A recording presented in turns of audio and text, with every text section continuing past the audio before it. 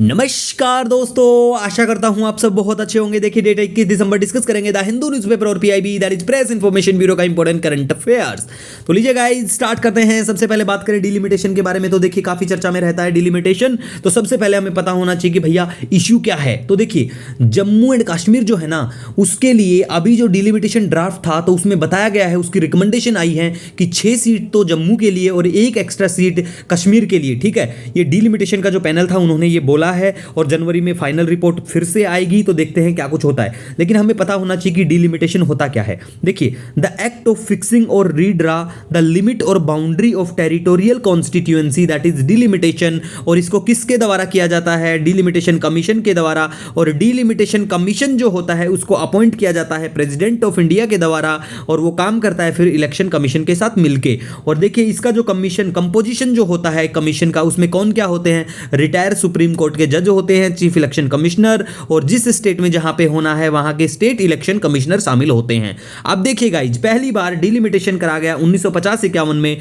और delimitation act was enacted इन 1952। अब देखिए आर्टिकल 82 जो है, article 82 the parliament enacted delimitation after every census. ठीक है गाइज, और अगर स्टेट की बात करें तो वो आर्टिकल 170 में आता है, फिर आपको पता होना चाहिए। ठीक है, दूसरा देखिए जम्मू एंड कश्मीर को डिवाइड करा गया था 2 यूनियन टेरिटरी में, Jammu and Kashmir and Ladakh, on 5 अगस्त 2019 को। और फिर क्या हटा दिया था? 370 का जो आर्टिकल था उसके तहत जो इनको स्टेटस मिला हुआ था उसको हटा दिया गया था।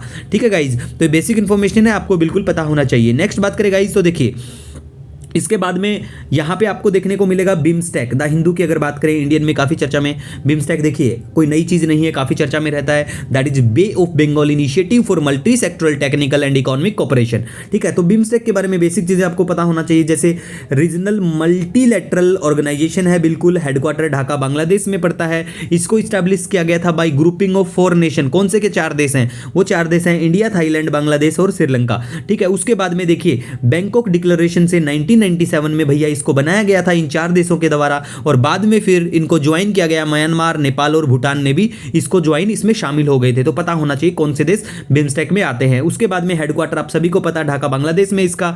और कौन से क्या प्रिंसिपल हैं बिम्स्टेक के, उनकी बात करें तो देखिए sovereign equality, territorial integrity, mutual benefit और पॉलिटिकल इंडिपेंडेंस, इनके बिम्स्टेक के जो है ना प्रिंसिपल हैं गाइस, ये पता होना चाहिए। नेक्स्ट बात करें गाइस, तो देखिए गैब्रियल बोरिक जो है ये चिली के नए प्रेसिडेंट होंगे, बिल्कुल आपको पता होना चाहिए। उसके बाद में कंपटीशन कमीशन ऑफ इंडिया काफी चर्चा में रहता है। कंपटीशन कमीशन ऑफ इंडिया तो एक नेशनल कंपटीशन रेगुलेटर है हमारे प्यारे भारत में, एक स्टैट्यूटरी बॉडी है, मिनिस्ट्री ऑफ कॉर्पोरेट अफेयर के अंडर में आती है, और इसे 2003 में फाउंड किया गया था। ठीक है, नेक्स्ट बात करेगा इस, तो देखिए आपको यह भी पता होना चाहिए कि भैया किदम्बी श्रीकांत जो हैं उन्होंने जीता है सिल्वर मेडल वर्ल्ड चैंपियनशिप 2021 में, और वो बैडमिंटन के खिलाड़ी हैं, बैडमिंटन से संबंधित हैं। ठीक है, वनडे एग्जाम में ऐसे ही पूछा जाता है। नेक्स्ट बात करेगा सुकन्या समृद्धि स्कीम, देखिए काफी चर्चा में है। क्यों चर्चा में है? पीआईबी में न्यूज में इसी वजह से आई कि 19,535 विलेज जो हैं वो अंडर संपूर्ण सुकन्या ग्राम, अंडर सुकन्या समृद्धि योजना के तहत आ चुके हैं। तो देखिए कितने क्या विलेज आए हैं वो हमें चाहे ना पता हो, लेकिन भैया सुकन्या समृद्धि स्कीम के बारे में पता होना चाहिए। जैसे 2015 में इसे लॉन्च किया गया था। ये स्मॉल डिपॉजिट स्कीम है फॉर गर्ल चाइल्ड के लिए। और देखिए 10 साल से कम उम्र की हमारी जो बच्चियां जो गर्ल हैं वो बिल्कुल इसमें शामिल हो सकती हैं। ठीक है, ये पता होना चाहिए ओनली। ठीक है, और देखिए मिनिमम जो डिपॉजिट है वो 250 रुपया पर ईयर, पहले ये जो था मिनिमम ये 1000 रुपये था तो 250 कर दिया गया, पता होना चाहिए। मैक्सिमम जो है वो 1.5 लाख है, 1.5 लाख पर ईयर। और देखिए मैच्योरिटी जो इसका पीरियड है वो 21 साल फ्रॉम द अकाउंट ओपन, और मैरिज अगर आपकी है तो बिल्कुल निकलवा सकते हैं, या फिर अगर आपको जरूरत है तो अगर आप 18 साल के हो चुके हो तो आप पार्शियल विड्रॉल 50% बिल्कुल पैसा निकलवा सकते हैं अपना। ठीक है गाइज, उसके बाद में गाइज देखिए हम बात करें ना नेक्स्ट सॉरी गाइज, तो देखिए 68% जो है प्राइम मिनिस्टर जो है हमारा प्रधानमंत्री मुद्रा योजना अकाउंट जो हैं 68% जो होल्डर जिनके अकाउंट खोले गए हैं भैया वो विमेन है, पता होना चाहिए। ठीक है, उसके बाद में देखिए जो एडीबी है एशियन डेवलपमेंट बैंक, काफ़ी चर्चा में रहता है, तो $112 मिलियन का लोन देंगे स्किल यूनिवर्सिटी स्टैब्लिश करने के लिए आसाम में। ठीक है, और भी बहुत सारे प्रोजेक्ट पे लोन दे रखे हैं, समय समय पे जब भी न्यूज़ में आते हैं हम बिल्कुल डिस्कस करते हैं। उसके बाद में देखिए इंडियन एक्सप्रेस की बात करें, OECD बिल्कुल न्यूज़ में है, तो पता होना चाहिए कि OECD क्या है, Organisation for Economic Cooperation and Development. इसको पेरिस फ्रांस में हेडक्वार्टर है, 1961 में इसको स्टैब्लिश किया गया। इससे पहले लेकिन OECD का जो नाम है ना वो OEEC था, ठीक है, 1948 में। तो OECD 1961 में बना, पता होना चाहिए। इंटरगवर्नमेंटल ऑर्गेनाइजेशन है बिल्कुल। और देखिए इसमें 38 के आसपास देश शामिल हैं, लेकिन हमें बिल्कुल पता होना चाहिए कौन से क्या इंपॉर्टेंट जो देश हैं वो शामिल है। जैसे यूएस आता है, प्यारा भारत नहीं आता, बिल्कुल याद रखना। यूएस आता है, UK, Japan, Israel, Australia, Canada, Chile, France, Germany, Turkey, ये सब इसमें आते हैं। और देखिए गाइज, अब मैप में आप एक बार मालदीव को बिल्कुल देख लेना, चर्चा में है, मालदीव है। उसके बाद में देखिए सूडान भी काफी चर्चा में है, तो सूडान को भी मैप में देख लेना।